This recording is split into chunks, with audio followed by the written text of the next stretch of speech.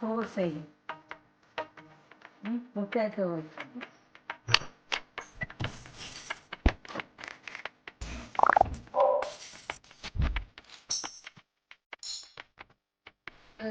சமையல் தோசைக்கு பொட்டேட்டோ மசாலா கருகு. இது சாதத்துக்கு அல்லது புட்டுக்கு சாப்பிடலாம். பப்பாக்க வரை இந்த தாளிதம் எடுத்து வச்சதுதான். இந்த தாளிதத்தை இதோட சேர்த்து குழச்சி விட்டால் நல்ல வாசனையாக இருக்கும். மசாலாக்கள்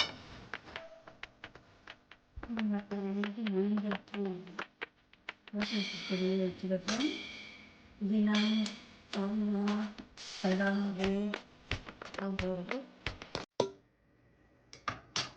மல்லியில் ஏலக்காய் மராட்டி மொக்கு எல்லாம் போட்டு நல்ல வாசமான ஒரு மஞ்சள் சோறு.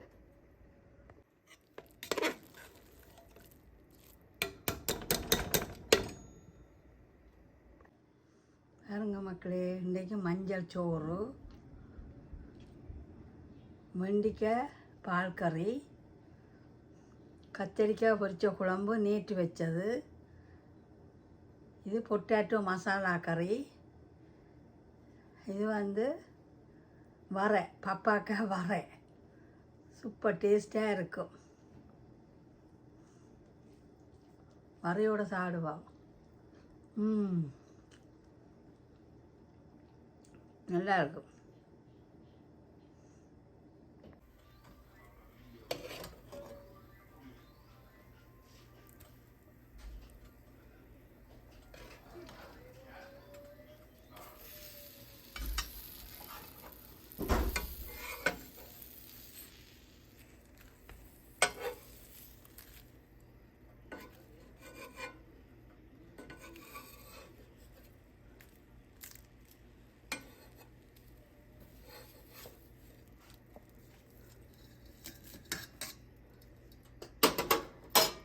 இப்போ மசாலா தோசை செய்கிறதுக்கு உருளைக்கிழங்கு அவிச்செடுத்து வச்சுருக்கிறேன்.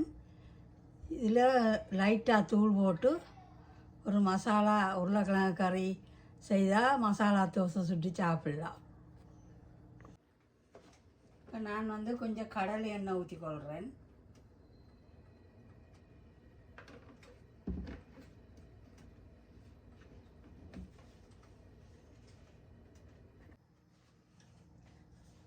இப்போ கடுகு பெரிய சீரகம் போட்டுக்கொள்கிறேன்.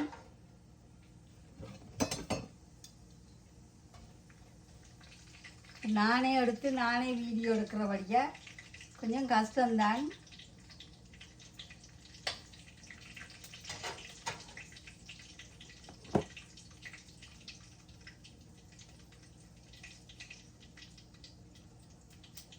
இப்போ பூண்டு செத்தல் மிளகாய்,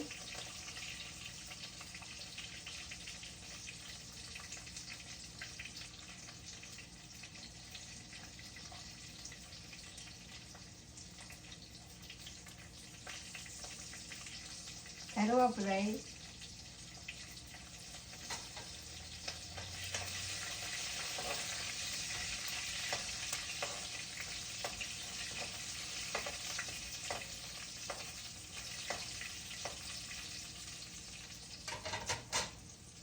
இப்போ புது வீட்டுக்கு வந்த அப்புறம் ஒன்றும் அரேஞ்ச் பண்ணல. இனி இந்த டேபிள் எல்லாம் திருப்பி செய்ய வேணும்.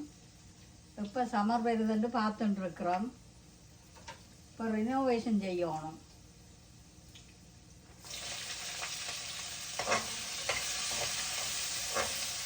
இப்போ வெங்காயத்தை போட்டுக்கொள்கிறேன்.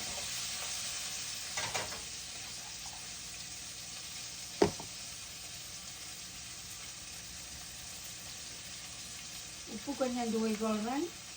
வெங்காயம் விரைவில் வதங்கிடும்.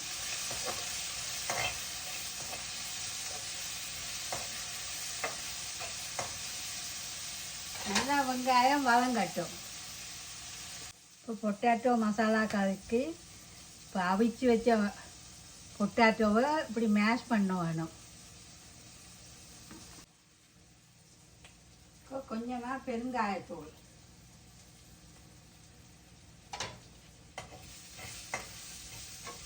வெங்காயத்தூள் போட்டால் கொஞ்சம் செமிபாடாக இருக்கும்.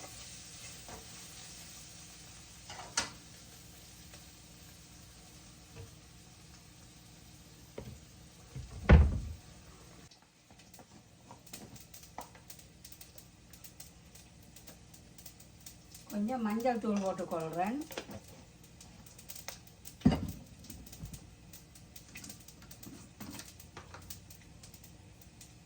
கொஞ்சமாக மிளகாத்தூள் போட்டுக்கொள்கிறேன். மசாலாவுக்கு நிறைய மிளகாத்தூள் போடக்கூடாது. இப்போ தான் தோசைக்கு வச்சு சாப்பிட நல்லா இருக்கும்.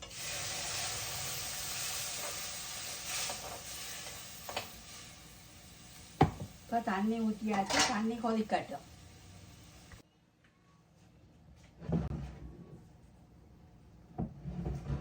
கொஞ்சம் உப்பு போட்டுக்கொள்கிறேன்.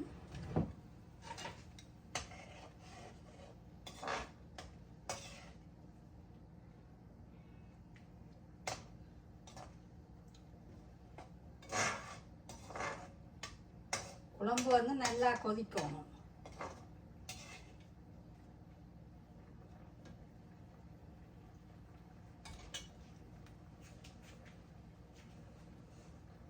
இப்போ குழம்பு வந்து நல்லா கொதிச்சிட்டுது. இப்போ மசிச்சு வச்ச உருளைக்கிழங்கு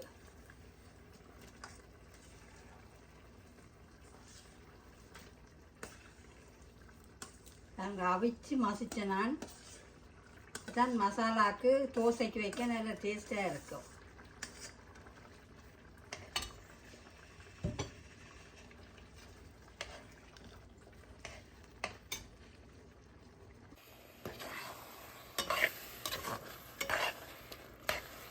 பாருங்க மக்களே, மசாலா கறி எப்படி வந்துருக்கண்டு.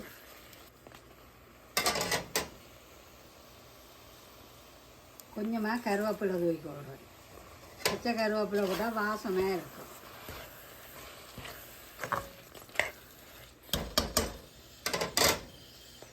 இப்போ உருளைக்கிழங்கு மசாலா கறி ரெடி.